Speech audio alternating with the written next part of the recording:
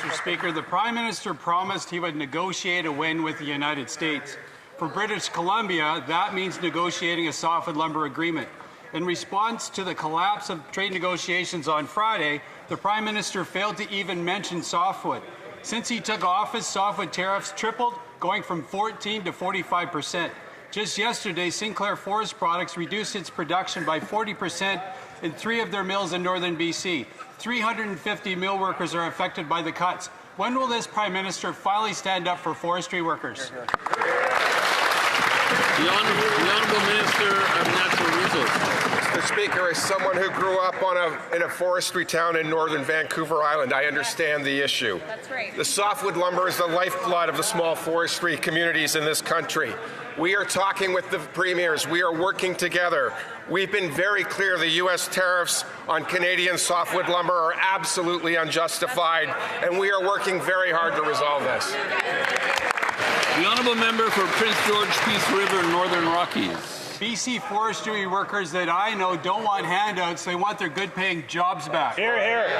BC Council of Forest Industries President and CEO Kim Hackstead said last week, the recent increase in U.S. tariffs and duties is a serious blow to an industry already strained by years of uncertainty, mill closures, and job losses.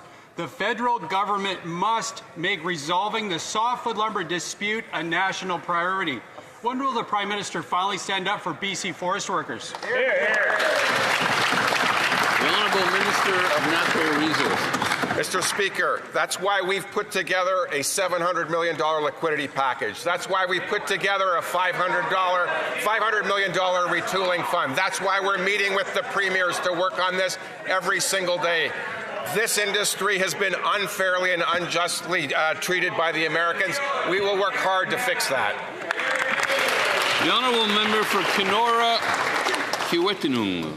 The Prime Minister promised he would negotiate a win with the United States, but he's broken that promise when it comes to softwood lumber. That's right. Softwood tariffs were at 14% when he took office, then they jumped to 35%, and they're now 45%, Mr. Speaker. This Prime Minister has sold out our workers as softwood tariffs have tripled. Now the Ear Falls sawmill is facing an indefinite shutdown affecting hundreds of workers and devastating the entire community. Sad. Yet the Liberals have not lifted a finger to provide any support. So, Mr. Speaker, will this Prime Minister stop selling out Canadian workers? Hear, hear. The Honourable Minister of Natural Resources. Mr. Speaker, $50 million in EI support is not nothing. $700 million in liquidity support is not nothing. $500 million in retooling support is not nothing. Mr. Speaker, we are working hard to solve this problem for the Canadian workers. The Honourable Member for Similkameen, South Okanagan, West Kootenay. Mr. Speaker, the Prime Minister promised that he would negotiate a win with the United States by July 21st. He has broken that promise, leaving softwood lumber workers out of work and out in the cold. When he took office, softwood tariffs were at 14%, and now they're at 45%. And the Prime Minister didn't even mention our mill workers in Washington. Workers in Grand Forks are worried about their mortgages, their neighbors, and how they're going to afford their next meal. When will the Prime Minister stop selling out our lumber workers and finally get the deal that he promised them? The Honourable Minister of Natural Resources. Mr. Speaker, as I said, we have been clear the U.S. tariffs on Canadian softwood lumber are absolutely unjustified. We are working at every level to resolve this. The $50 million in EI support, the $700 million in liquidity support, the $500 million in retooling. We are working very hard to solve this issue, Mr. Speaker. Honourable Member for Miramichi Grand Lake. Mr. Speaker, this Prime Minister promised Canadians he would negotiate a win with the United States. When this Prime Minister took office, softwood lumber tariffs were at 14%. Then they climbed to 35%. Now they are at 45%. Because of his failures, mills have closed their doors and forestry towns are paying the price.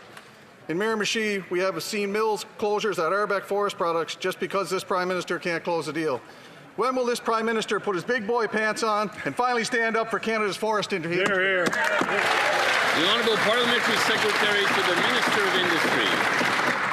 Thank you, Mr. Speaker. The people of Miramichi, the people of Bathurst, the people of Chipman, Minto, Madawaska, all through northwest, northeastern New Brunswick know that the softwood lumber industry is a key part of our economic future. But the tariffs are putting our workers and businesses in jeopardy. That's why we put real solutions on the table. That's right. $700 million in support through the Business Development Bank. $500 million for retooling, $50 million for worker supports. That's right. That's alongside the Strategic Research Fund, Response Fund that helps our businesses pivot and adapt. This is the kind of support we need in New Brunswick and across Canada. The Honourable Member for Chicoutimi-Le-Fjord. Mr. Speaker, when the Prime Minister came to power, American tariffs on softwood lumber were 14%. Then they went up to 35%. And now they're at 45%. And don't forget, there's 10% more that might be in the pipeline. In Saguenay-Lac-Saint-Jean, that's $910 million in salaries for our workers. Not only the Prime Minister hasn't managed to negotiate an agreement, but tariffs have tripled since he came to power. Why is the Prime Minister abandoning forest workers and their families? The Honourable Secretary of State for Industry. Thank you, Mr. Speaker. We know that softwood lumber builds our country through construction and other uses across Quebec and across New Brunswick and BC, but we also know that tariffs are putting our workers and our businesses at risk, and that is why we have solutions. $500 million for businesses, $500 million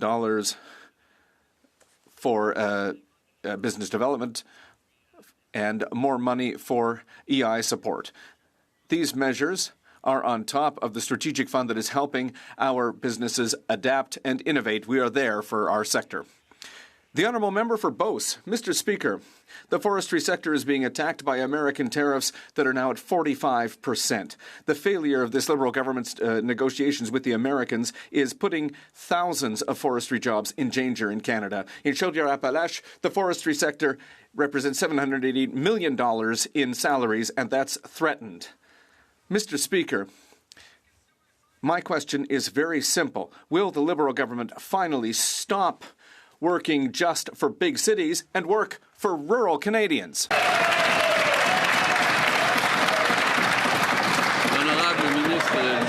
The Honourable Minister of Canadian Identity and Culture. Last Friday, I was with my colleague from the Pays d'en Haut to meet with one of these businesses to talk with them about the measures that the federal government has put in place. $710 million in cash through the Canada Development Bank, $500 million to modernize businesses. We are working with the sector. We will be there for the softwood lumber sector, Mr. Speaker. I understand this issue. We will be there for the workers. We will be there for the communities.